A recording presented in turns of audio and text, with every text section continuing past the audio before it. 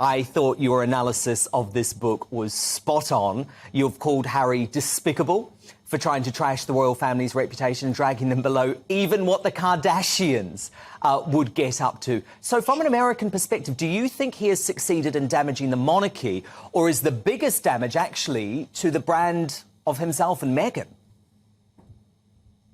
Without question, to himself and Meghan. I think that Americans were split 50-50 maybe a couple of months ago when it came to Harry and Meghan. But the problem is that they can't close their mouths and they just keep talking, and it seems more and more petty. I mean, I was early on this. When Meghan and Harry were still in the royal family and living at Frogmore, I wrote an open statement on Twitter, which you can go back and look, that she was going to end up back in the United States and in Los Angeles because I just saw her coming. She's a D-list actress, and all she's ever wanted to do is be invited to A-list events. And she's been a social climber from the beginning. She married somebody the first time to socially climb. And for her, Harry was just an entry ticket into all of those circles. Unfortunately, she found someone. She's not very intelligent. She's not very talented. Nobody in America was watching Suits. She was an actress that was living in Canada.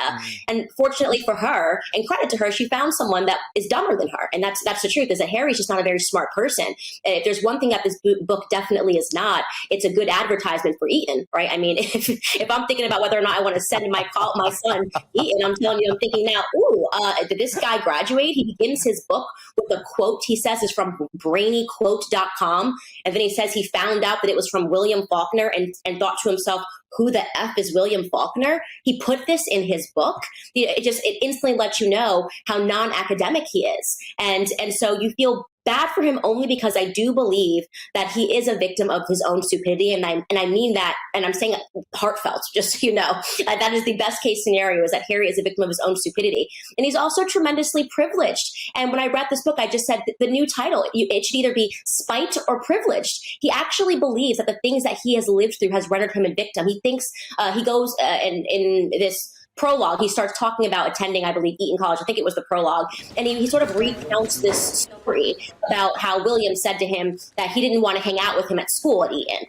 That has happened in every family in the entire world. Siblings don't want to hang out with each other in school. You're trying to distance yourself from your siblings so you can establish yourself as a person. It doesn't make Harry a special individual. It makes him regular.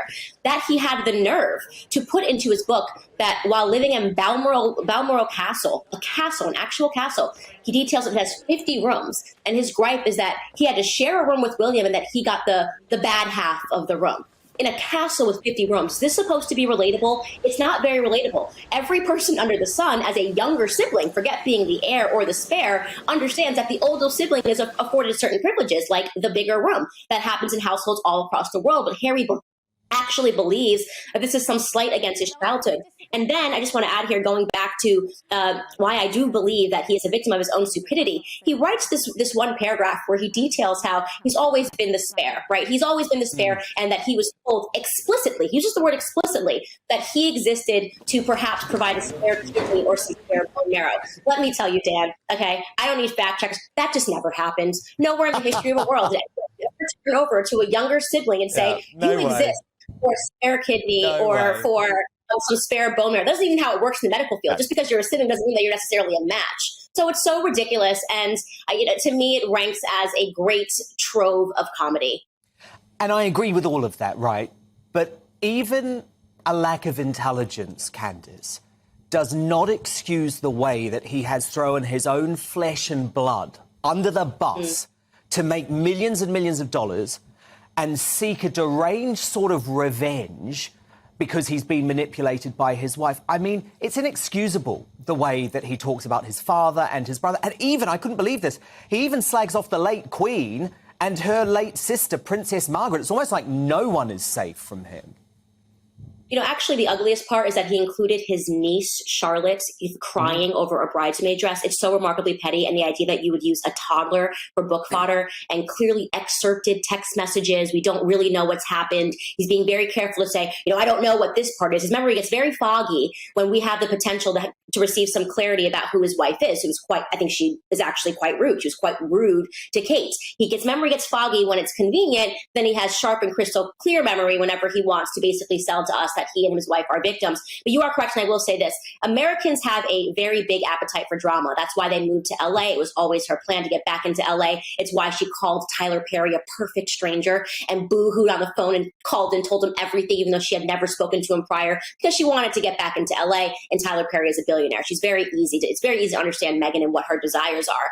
But what I will say is that even for Americans, turning your back against the family is a step too far. You can maybe do that once and claim racism, and you had everybody believing that this must be it in the fog of Black Lives Matter and George Floyd when everyone was going crazy. But now there's more of a sober analysis on what's taken place. It seems too petty. It's gone too far. Not even the Kardashians. That is perhaps the example of the most crass family that we have in America. They put everything on display. But I would tell you one thing about the Kardashian sisters: they are loyal to one another. Yes. And that is the reason why people like them, right? They don't ever sell each other down the river, and they're a very close-knit, tight family, and people enjoy that. What Harry is doing, and that any wife would stand by and allow her husband to do this. I mean, there are some parallels. You know, my husband and I, obviously he's English. We fell in love at the same time. I'm an American girl that came from nothing. You know, my husband's family has a bit more than me. My husband's father is in the House of Lords. And it was, you know, to understand the English culture, how did we end up on opposite sides of it? Why do I not think the UK is a racist country? Why do I think that the royal family is this wonderful traditional thing that's existed for a long time that has united the UK? And nobody even knew that Meghan Markle was Black until she wanted to tell us this. She never said she was Black throughout her entire career, never spoke about her Blackness. But when she needed an excuse to get out of being a bad person, she used it because the moment was right, as I said, during all the Black Lives Matter protests. In the same way, and this is a bad thing to say, Harry has used Princess Diana as an excuse and as a shield, and something that is obviously very sad and a tragedy for any child to experience. He is now using it to say, well, you can't critique me because I am Princess Diana's son and I suffered this tragedy. Well, guess what? So did William. So did Prince William. And what you are doing to him, what you have done to his daughter, what you did to Charlotte, your niece, I mean, how dare you? Honestly, how could you ever do that to a little girl, to put that into a book, something so personal and perfectly normal, and to do that to his wife, Catherine? I mean, what has Princess Catherine ever done to Harry but love him? He should be ashamed of himself. Yeah, I suspect he is, because you can lie to the entire world. When you have quiet moments, you cannot lie to yourself. Yeah, and indeed, and in the book, he even describes Kate as the sister he never had. Well, funny way to treat your sister. You mentioned Meghan's shall we say, changing views on race. You have actually said in all of Spare and all of the characters spoken about in Spare, the people spoken about in Spare, you believe Meghan Markle is the most racist person in the book. What do you mean by that? What I mean by that is that if you go back and you look throughout Meghan Markle's entire career, she never wanted people to know that she was Black. She never wore that on her sleeve. She never spoke about her Blackness. If we had looked at her, I maybe would have assumed that she was Hispanic. No one would have ever guessed that she was Black. It was never relevant to where she wanted to be in her career. And the first time that you find that Meghan mentions her Blackness is when she wants to get out of the royal family. Even at the wedding, the only Black people she had were billionaires that she wanted to be on their shows. She had Oprah and she had Gayle King and she had her mother, who is partially Black. But Meghan Markle didn't have any of her Black family members at her wedding. This is a woman that was escaping her Blackness throughout her entire life until she realized that it could be used to her advantage. And I find that to be despicably racist. When you say the only value that being Black has to me is when I can use it to get ahead and to climb the social ladder, and that's when I'm going to mention it, and I'm going to use it as a shield so you can't say anything because I'm Black, and how dare you speak about a Black person in a negative way, because she realizes that I don't have to face any critiques. I'll just call it racism, and then everyone will have to excuse my behavior. I find that to be despicable. It's a very bad view of Black Americans to have, and I want to be clear that it's not the way that most of us think. And so I'm so disgusted. Now she's done a 23andMe because she wants people to know what percentage of Nigerian she is. She suddenly became interested in knowing what percentage of Nigerian she was at the ripe age of 41 years old. I mean, do me a favor, spare me, Harry, spare me. What's interesting, though, reading the book, you can just tell how manipulated and sucked in he is by his wife. I mean, Candace, he still believes that Meghan had no idea who he was. He says multiple times in the book, she's never Googled me. She's never Googled my family. She has him wrapped around her little finger. And that's not to say that Harry shouldn't take the blame. I've always said right from the start, I think they are both to blame for their actions. But he is manipulated by her, is he not?